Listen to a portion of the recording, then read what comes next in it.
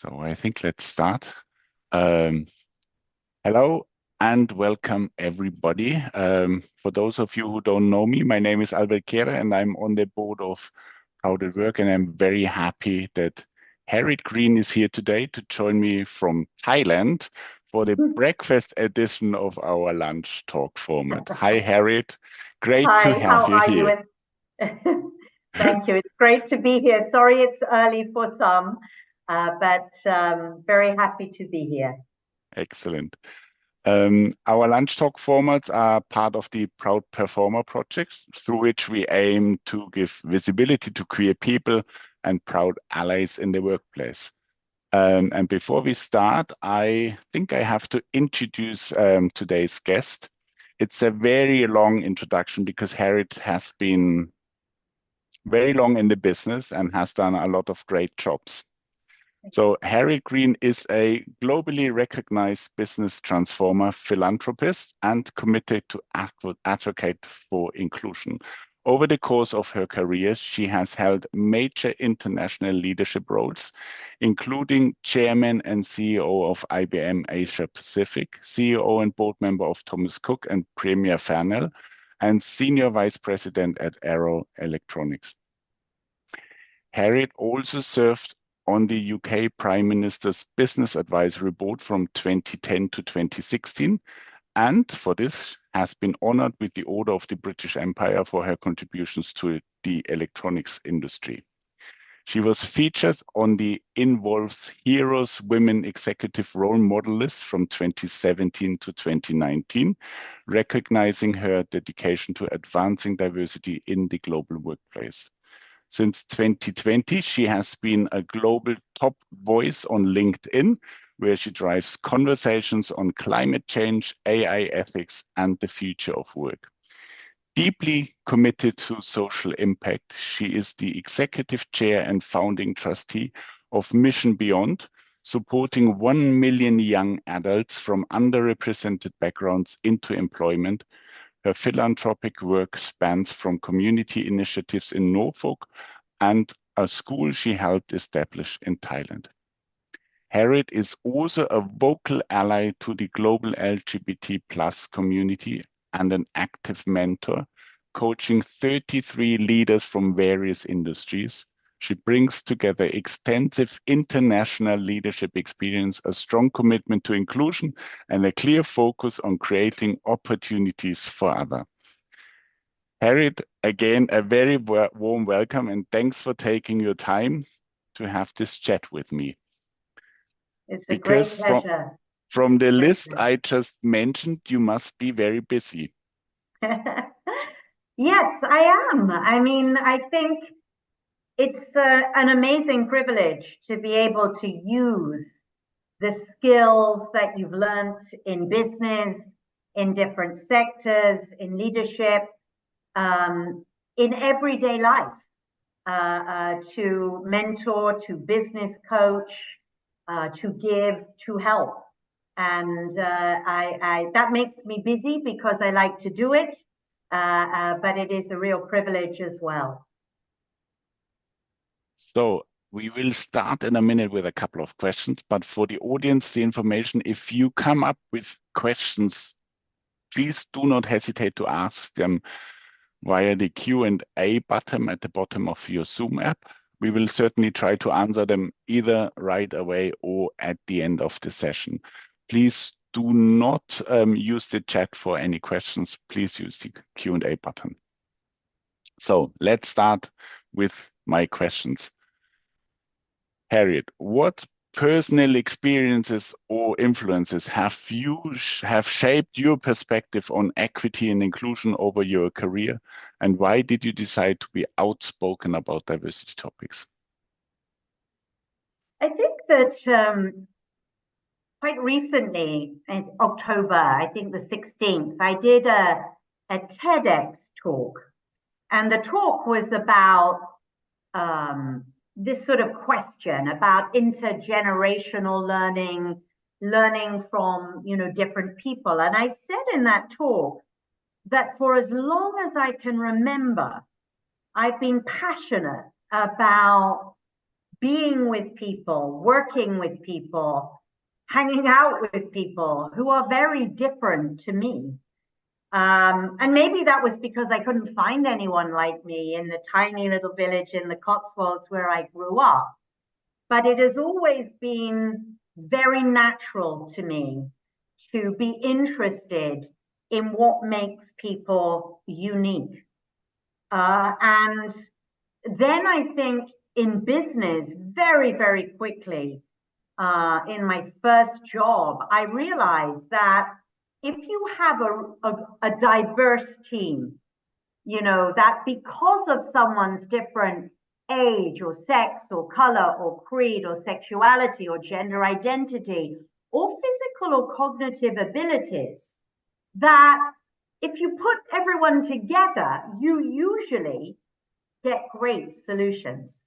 That if everyone is the same kind of, you know, type of person, look the same experience, you know, you don't tend to get such innovative, exciting output. And so I think that from a solutions point of view, that drove me very strongly. But then also just in a human kindness perspective, that, you know, you want everyone to be able to bring who they are to the gig, you know, to the party, to the workplace, to the office, that people should be able to be who they are. And that the notion of covering and not being able to share a picture of your family, your loved ones, because you might not fit in, was kind of alien to my values. And you know, I think all leaders start with values. And my values were, if you're good, you'll get on. And nothing else should really be important. Mm-hmm. I guess when you started your career, there weren't many female leaders around. Yeah. Did you face any moments of discrimination when you made your progress? I mean, you've come to the very top, but I guess it was not easy all the times. Yeah. You've probably read about this, Albert, but there's a big thing in social media and in the influencer space that the 80s and the 90s were like the most amazing places to be. And that's a whole topic in itself, whether they were or they weren't. But yeah, there were not many women leading businesses. My first managing directorship was of the Macro Group when I was 29, you know, so very, very challenging, particularly in a technology led industry. And so there weren't many role models, you know, and as a result, you know, for me, role modeling is very, very important. For me, there was Anita Roddick, who was the founder of The Body Shop, which was one of the first, you know, sustainably good beauty businesses that did not test on animals or indeed humans. So, and, you know, and many of the role models for me, in fact, I thought this morning, you probably know it's the anniversary of Freddie Mercury's death today. You know, he died in 1991 at 45. Many of the role models about being yourself, you know, through the 70s, the 80s, were in popular culture. Freddie Mercury, you know, Harvey Milk, and for me, the readings of Audre Lorde as a Black lesbian poet, you know, A Woman Speaks, Power, A Litany for Survival. these were things that inspired me because there weren't many business women out there in any way, shape, or form that you could go to. And so for me, I always say role models are important because if you can see it, you can be it. I guess you're a role model for many people as well. How do you feel about being a role model yourself? Well, in the context that I just described, I think it's important work. I remember around the mid-2000s, I think it was like 2006, maybe 2008, Vodafone did a huge survey of young women who owned phones between 15 and 20. And they said, what do you want to be when you grow up? And, you know, there was not a journalist, a businesswoman, a doctor, a broadcaster, a nurse. None of these were in the top 10. Certainly not a businesswoman. There were lots of wags and influencers and TV stars and all of those. I remember everyone wanted to be Cheryl Cole, and I would love to look like Cheryl Cole, and I would have been happy to, you know, have a career in acting, not belittling any of those people.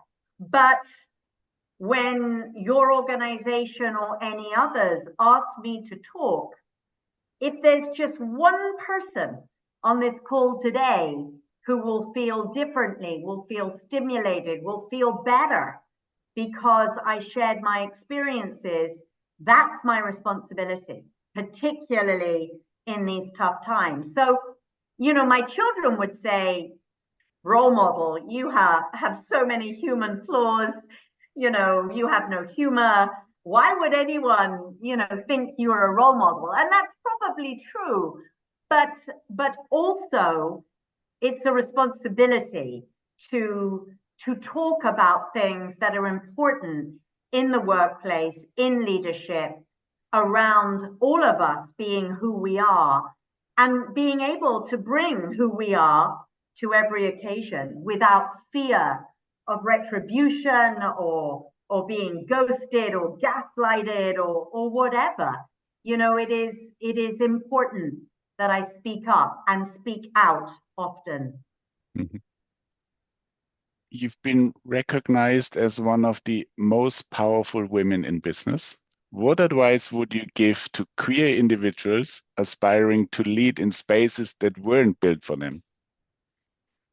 Well, I guess my first comment would be, what leadership space is built for any of us? I mean, unless you are a white, straight male, I'm not sure any leadership role, particularly right now, was built for us. So I think it is about, for me, my advice is about, first of all, getting the skills that the world needs. I think I say this, you know, to my youngest mentees and my oldest mentees. I am relearning, unlearning, learning. You know, we have to have the skills the world needs. I think we need to make good choices.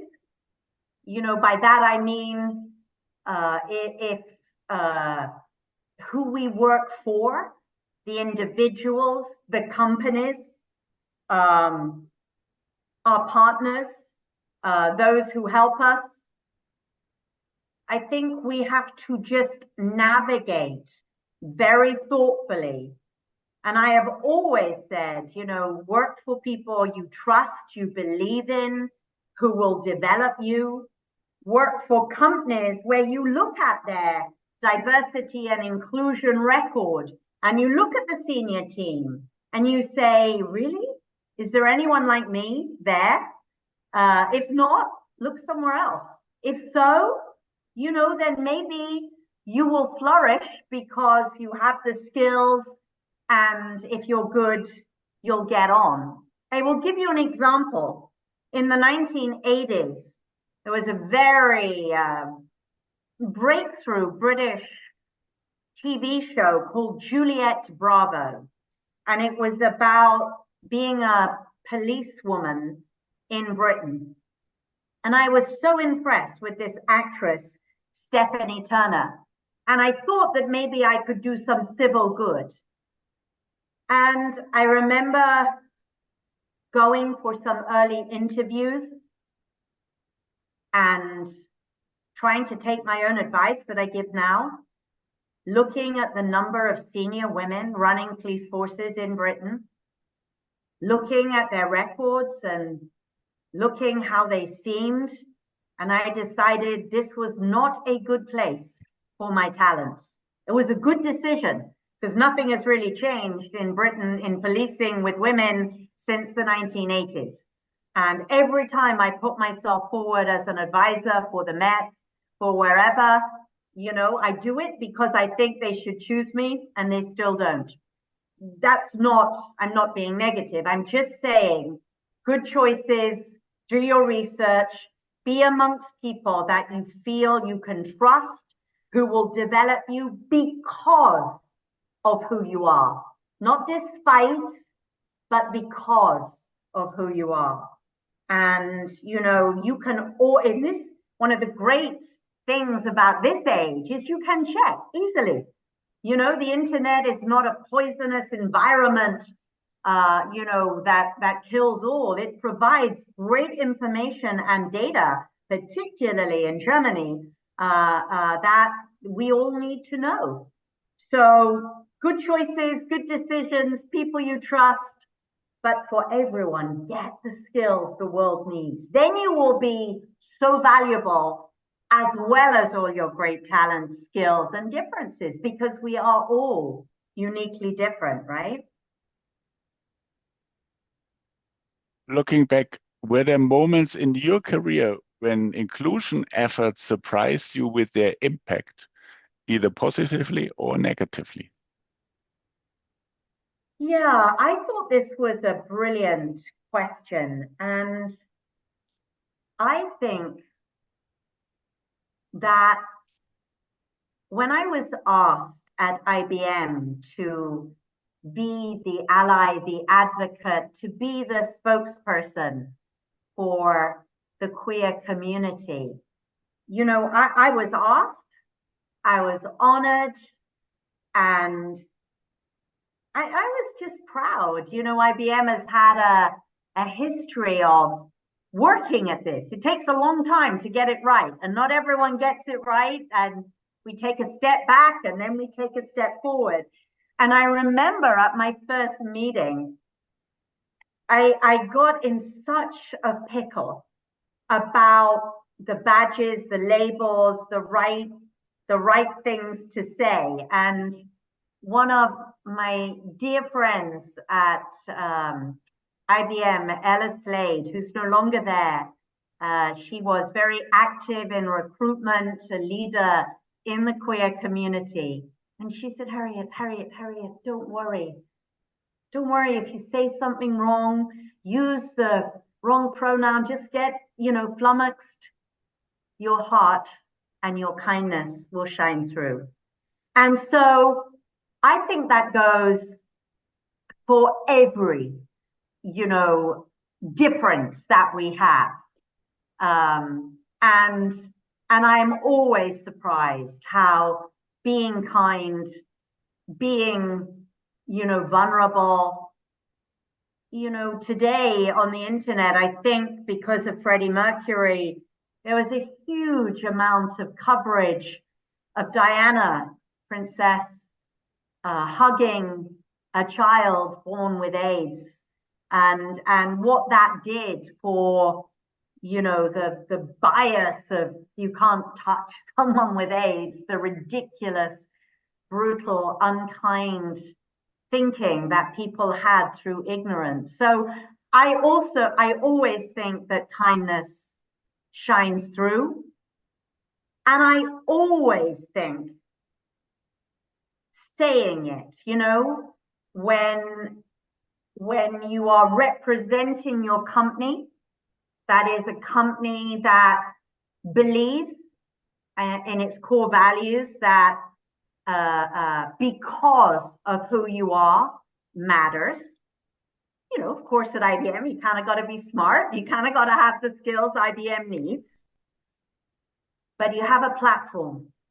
And I remember in India at the time, in the build-up to the Supreme Court judge looking at the rights of the queer community, again, taking the opportunity in my talks with the press, sometimes online, sometimes offline, to just be an advocate, say the words, we are all so different, and we cannot and must not be judged and victimized and penalized because of those differences. And it makes such a difference. You don't have to be dramatic. You don't have to lose your job, but you have to be true, particularly today. You know, I do not turn away any ask to speak up at this time, because so many people turning their head saying, oh, no, you know, just give it time. You know, don't let's not talk now. Yes, talk now. Anyone can talk when it's trendy and cool and great. It's important that we express our views when it is not any of those things. And that we remind people, you know, I always say that, you know, attacks on this community, on our community, on anyone in our community are linked to democratic decline. So really, any of us standing up at this time are standing up for, you know, our democratic rights. And, you know, I do not want to be in 10 years' time not able to go somewhere because of an authoritarian dictate, and then think, but I never stood up. I never spoke. You know, here in Thailand, where I come often, where I started a school, whenever I spoke, I said, you know, why is this country, which as far as I can see, celebrates unique difference? Why do we not have, you know, the acceptance of same-sex marriage, which of course we do now. And there are more marriages in Thailand in same-sex than you could, you know, I'm invited to many of them and I love it. But I think it is important to use your voice for good when you can, because when you can't, it's then too late, right? Mm-hmm. You said you were asked to be the executive sponsor for the queer community at IBM. Yeah. I mean, being asked is one thing, and there's also a sort of pressure for the senior leadership at IBM, as far as I guess, that you have to take over the sponsorship for one of the groups. But have you always been, I mean, have you always been a supporter for the queer community, or was there a moment where you said, now I got the message, and this is why I'm really convinced to be the executive sponsor? Oh no, my support, you know, my first pledge, if you follow me online and social media, my first pledge was over 35 years ago. And it was around unique difference is good. You know, I just want the best people because of who they are. And as I've already said, I think super solutions come when you put people together who are so different. Even at IBM, you know, cognitive difference is a good thing. You know, we can't all be first in maths and physics. And so we need people with different cognitive skills. But no, I was asked because I have a background in comfort in this area. And many executives do not. You know, they're fine with gender, they're fine with race, they're fine with, you know, you name it, but not queer. And I was proud. In fact, when I was asked, and it was slightly couched, you know, this is quite a difficult assignment. I thought they were going to ask me to open up an office in Iran. I'm thinking, I need to think about this very carefully. And they said, we'd like you to be the advocate and the ally for the queer community. I was like, wow, thank you. And I really felt that, and I think, you were at IBM too, and I really embraced my duties. I mentored, supported, stood up for, sometimes made myself a little unpopular when I thought something was not how it could be and should be. So no, I was honored, and I think IBM did it because they knew I would be happy and I would be good at it. Excellent. You've worked across traditional conservative industries. What have you learned about shifting company cultures that seem resistant to inclusion?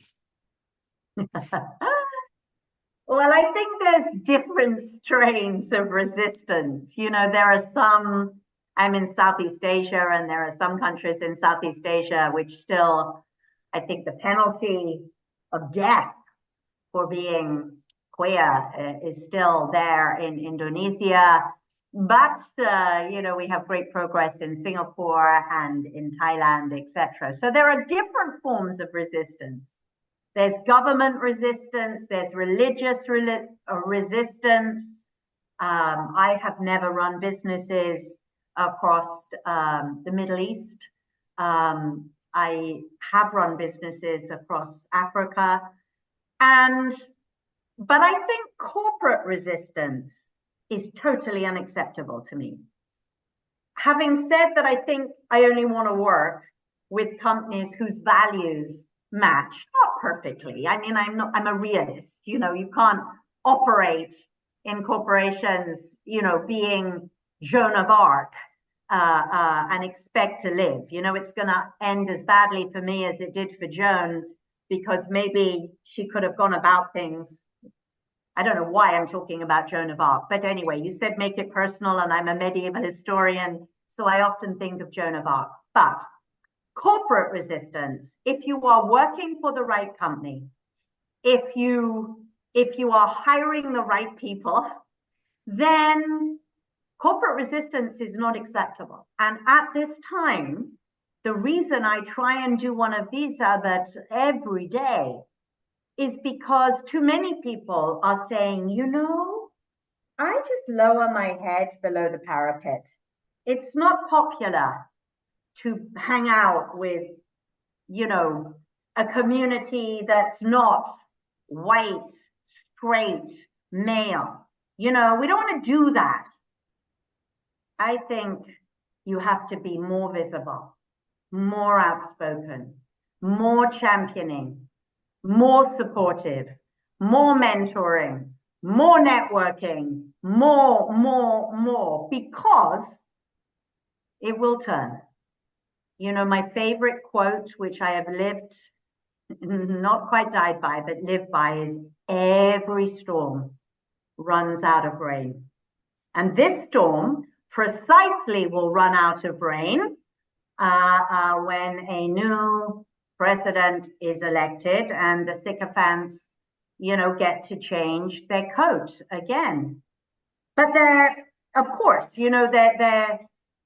there are negative things. There's a lot of rights rollback. There's a lot of negativity. There's a shrinking civic space, but there's also positives. Greece and Thailand, 41 countries now, same-sex marriage. Decriminalization in Singapore, which I personally spoke out and for on many, many occasions. In Vietnam, queer is no longer an illness. That's a great relief. I don't know how that even came to be. Huge progress in Europe around trans, legal recognition, healthcare, anti-bullying. So we have to keep positive. We have to keep helping. This is not the time to say, not so cool right now. And I really deplore those executives who are using it's not so cool right now to just save money, to pull back on diversity and inclusion generally. This is not the right time for that. And it's very cynical to say, well, it's just not de rigueur, it's not popular, it's not acceptable. It's like saying that all of these layoffs in many companies are to do with AI. It's not yet. Not one job, in my opinion, has been lost to AI per se. It is a wave of corporate resistance. And I believe deep in my soul that resistance is futile.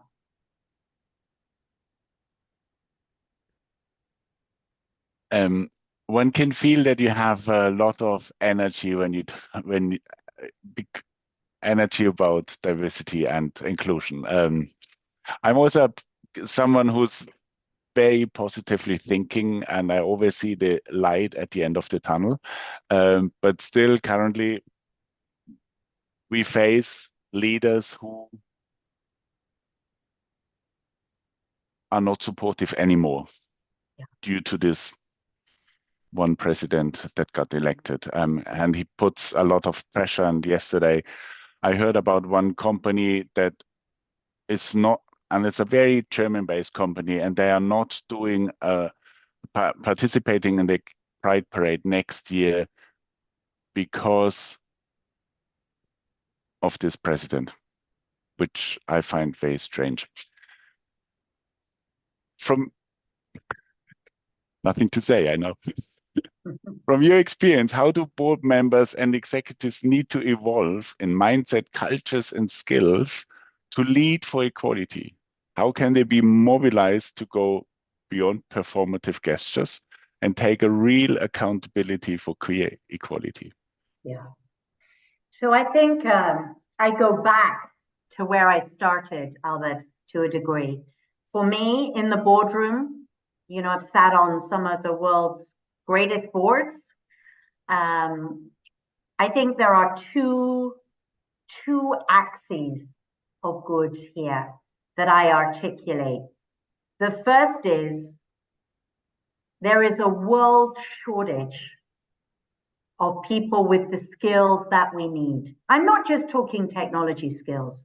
I'm talking about the life skills, the integration with AI, the ability to work in a world that is changing very rapidly. There is a shortage of skills. And so to be biased against those who are different to some white, Aryan, male, straight norm, which if you look at the data is what most corporations are run by, you will not achieve your goals if you exclude those that are not from that norm. So for me, it is, and has always been, in large part from a business perspective, about solutions, about growth, about innovation. And that in my experience, the more diverse your team is, the more inclusive you are of listening and respecting the ideas, the better your innovation-led growth will be. The second is just human values. So why? Explain to me why there is a shrinking civic space in Germany. Why? Why would we not contribute? We want to celebrate difference. Did we stop doing all of the other supportive activities where people can express themselves and be fun? Did we stop sporting achievements and sporting events. It's about solutions. It's about human, what we value is a sense, not even of equality, that we are all profoundly different. And those differences should be respected. And what I say to my children, my grandchildren, to my mentees, to those I talk to, get the skills you need and migrate to those companies that prove to you that they get it, that you are valued because of who you are. And it may be a shrinking number right now, but get your jobs there. That speaks volumes. Or start your own business where your values and your employment of others does exactly that.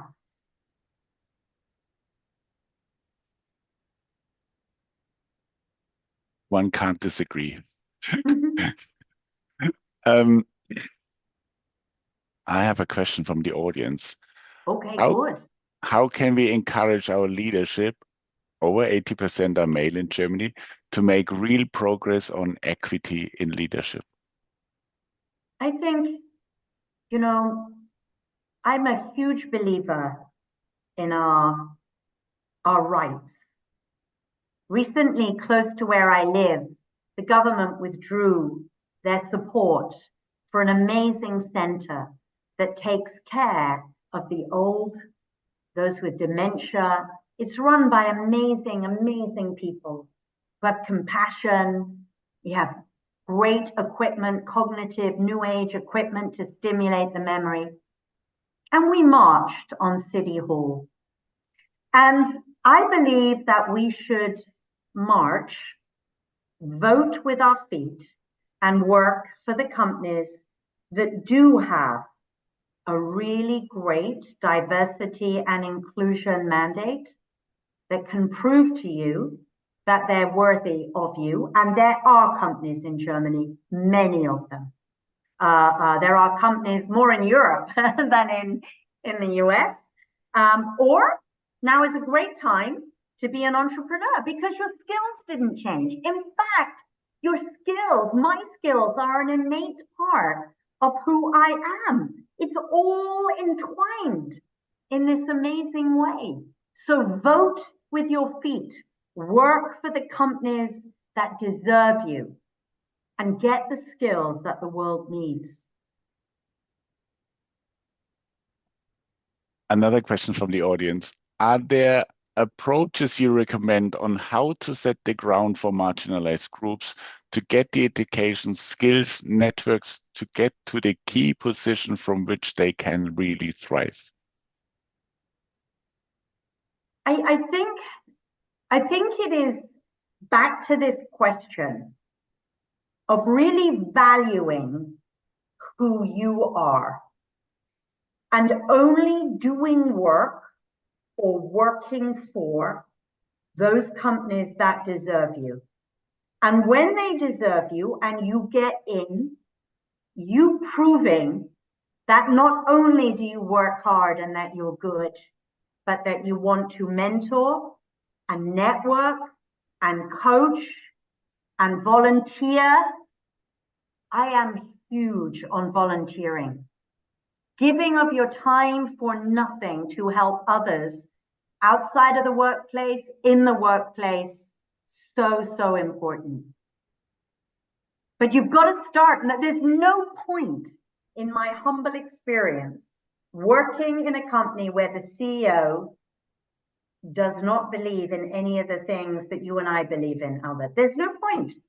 You will be unhappy, you will be miserable. But Germany right now has a skill shortage in government, in teaching, in tech, in sportswear. Go work for the companies that respect you and value you. You will see that not only with that movement of labor do the good guys win, it takes time, but we have to take action. And if you can't find the right company, get better skills or start your own business. That's what I do. You always nail it down to the individual, which is certainly a good thing. we have to make the decision, yeah, and decide who do we want to work for, in which environment do we want to work for. On the other hand, in employee resource groups or business resource group, also I'm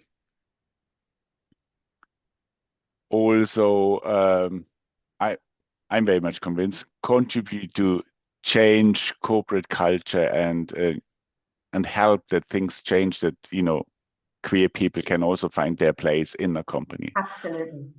But as you said, if the top doesn't support the topic, then most probably the network won't have much visibility and support. So probably find a new employer.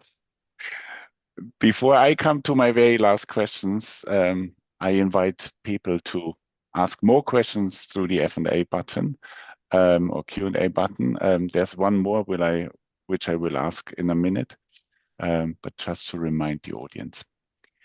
In times of crisis or backlash, what strategies have you found effective to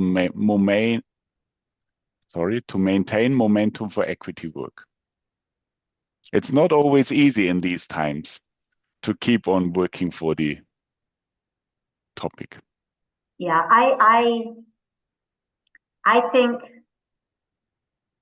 if we all of us on this call and 100 people we know gave an hour a day to mentor, to network, to coach, to help, to spread our positive energy, we would feel better.